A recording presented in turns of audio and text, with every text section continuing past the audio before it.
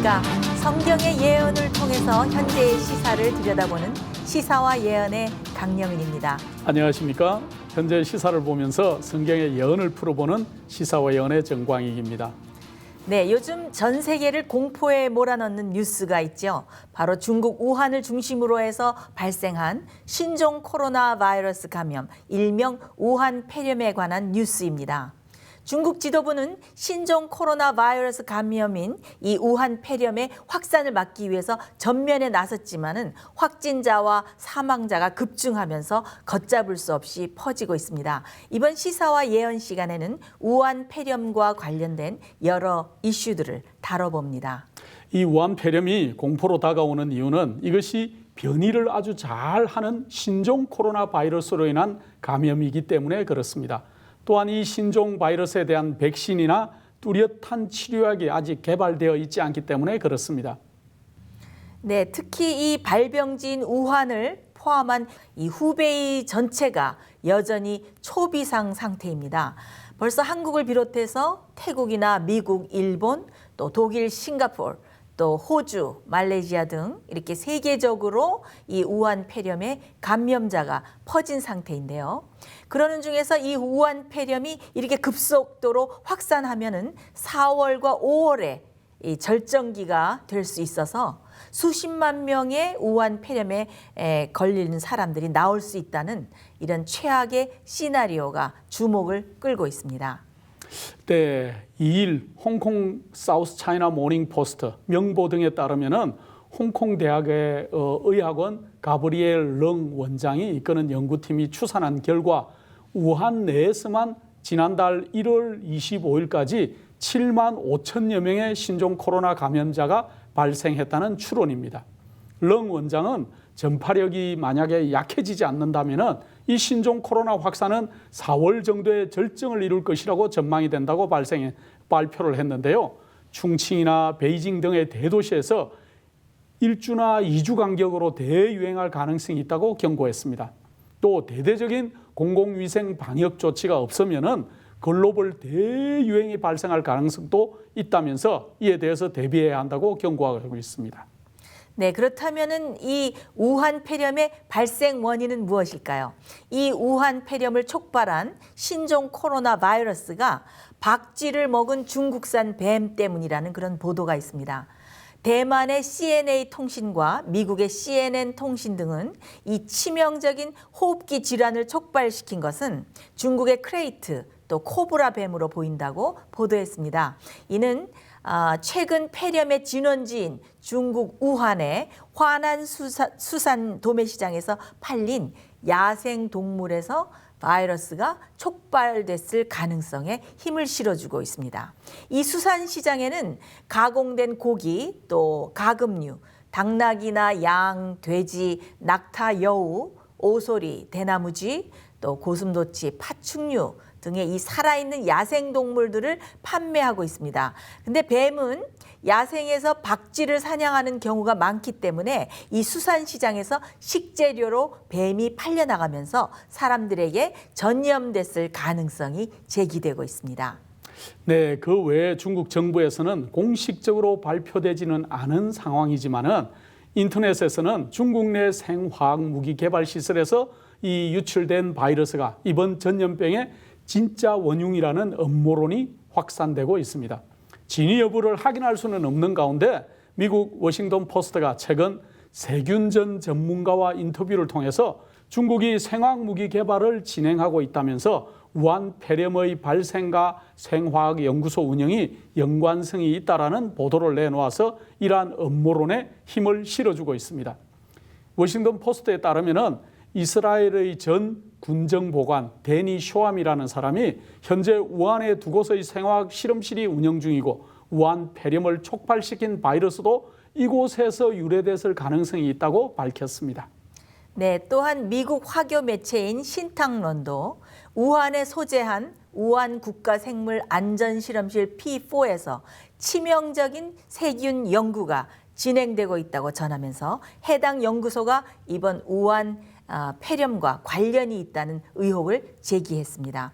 이들 매체의 보도는 의혹 제기 수준일 뿐이지만은 중국 우한의 방사용 바이러스 연구소인 P4 실험실이 실제로 존재하는 것으로 확인된 바 있습니다.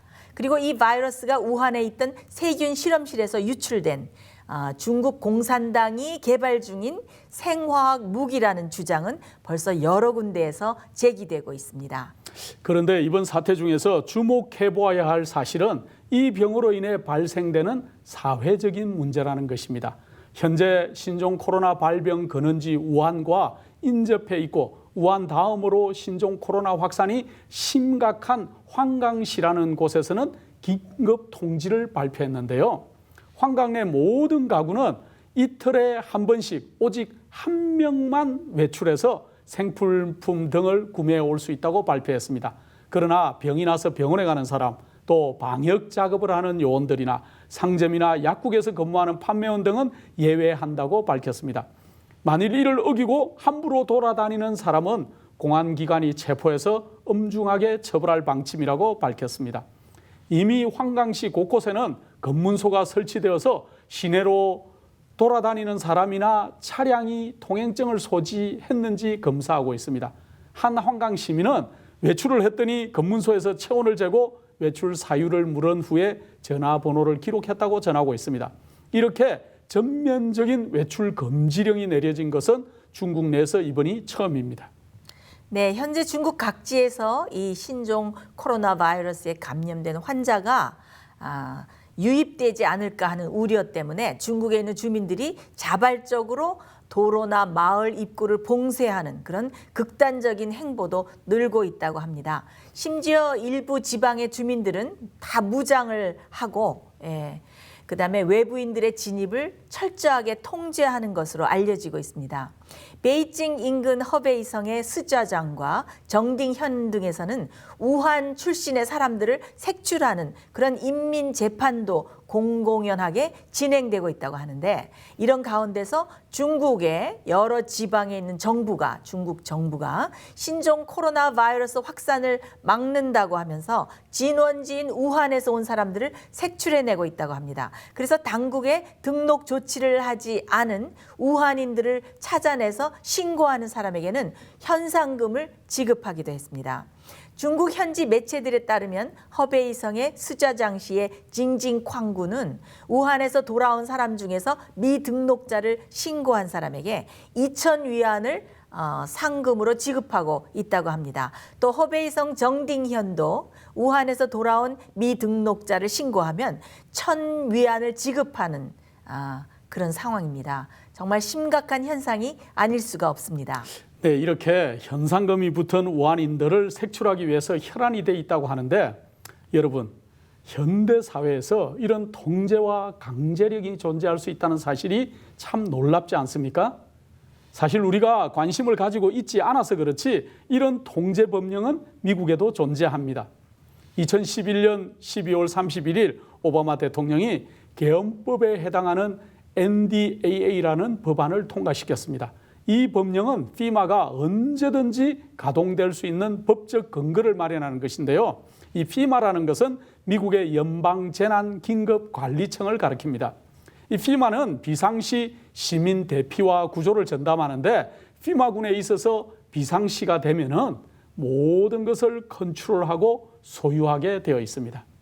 네, 2001년 미국에 일어났던 9.11 테러 사건 여러분들 잘 아시죠?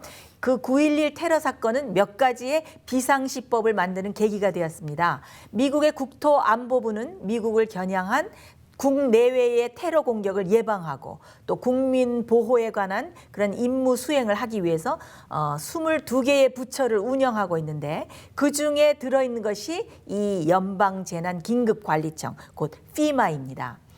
2012년 1월에는 DHS, 미국 국가안전기구라는 보고서가 작성되었는데요. 이 DHS 보고서를 보면은 FEMA군을 이용해서 누구를 어떻게 컨트롤할 것인가, 컨트롤할 대상을 구체적으로 분류하고 있습니다. 이 보고서에 의하면 개인의 자유나 또 세계 정부에 대한 음모 이론을 믿는 사람들을 모두 잠재적인 테러 분자로 분류한다는 그런 내용이 담겨져 있습니다. 그러니까 이 비상시가 되면은 개인의 자유 의사나 개인의 소유나 어떤 것이든지 통제를 받을 수 있는 법이 다 마련되어 있다는 것입니다.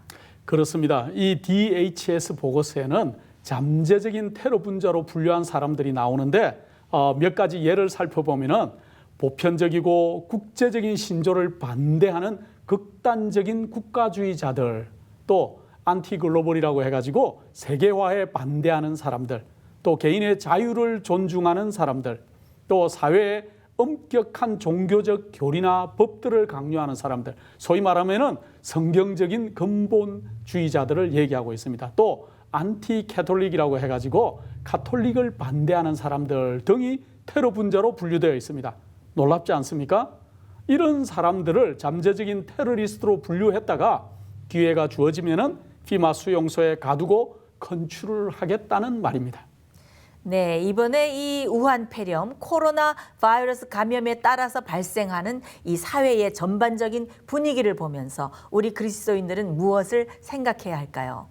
물론 이 마지막 말세의 징조는 성경에 이 온역, 주님께서 말씀하셨죠. 예수님께서 온역, 치료되지 않는 전염병이 창궐할 것이라는 것이 이 세상 끝 말세의 징조로 지목되어 있습니다. 정말 우리가 이런 현상을 볼 때는 세상 끝이 가까웠음을 감지하고 깨어나야 될 것입니다. 그런데 성경 요한복음 16장 2절에는 이런 말씀도 있습니다. 사람들이 너희를 추례할 뿐만 아니라 때가 이르면 무릇 너희를 죽이는 자가 생각하기를 이것이 하나님을 섬기는 예라 하리라. 자, 여러분, 앞서 언급한 미국의 DHS 보고서를 보십시오. 성경의 진리와 또 신조를, 성경을 문자 그대로 믿는 성경적인 근본주의자들, 이 참된 신앙인들을 테러 분자로 규정하는 이런 법이 벌써 제정되어 있지 않습니까? 그래서 그들이 만든 이 법이 하나님을 섬기고 영화롭게 하는 것이라고 생각하여서 참된 그리스도인들을 핍박하는 일이 일어날 것이라고 벌써 우리 주님께서 오래전에 예언해 주신 것입니다. 이것으로 보아서 짐승의 표를 강요하는 일이나 또 자기가 믿는 믿음과 신조 때문에 어려운 환난을 겪을 수 있는 일들이 이 현실 사회에서 가능하다는 말이 되는 것입니다. 성경 요한계시록 13장에는 마지막 때에 짐승으로 표상된 교황권, 즉 그리스도의 세력이 타락한 개신교와 결탁하여 국가의 세력을 빌려서 짐승의 우상을 세우고 짐승의 표를 내려서 참된 하나님의 백성들을 핍박하고 통제할 것을 예언하고 있습니다. 이번 신종 코로나 바이러스 감염 때문에 일어나는 사회 현상들을 보십시오. 그리고 미국에 이미 제정되어 있는 강제법들을 보십시오. 성경의 예언이 현실적으로 실현 불가능한 괜한 기록이 아니라는 사실이 속속히 증명되고 있지 않습니까? 여러분, 마지막 때가 가까웠습니다. 준비하시기 바랍니다. 네, 하나님께 충성하고 진리를 위해서 굳게 설 수 있는 그런 강한 믿음을 준비해야 될 때인 것 같습니다. 여러분께서 매일매일 주님의 은혜 가운데 거하고 또 주님을 믿는 그런 강한 믿음 속에서 또 죄를 승리하고 또 굳게 서는 그런 참된 그리스도인들이 되시기를 바랍니다. 함께해 주셔서 감사합니다. 너무 건강에 염려하지 마시고 또 우리 건강에 유의하시고 주님의 은혜가 여러분들을 안전하게 지켜주시기를 바라면서 다음 시간에 뵙겠습니다.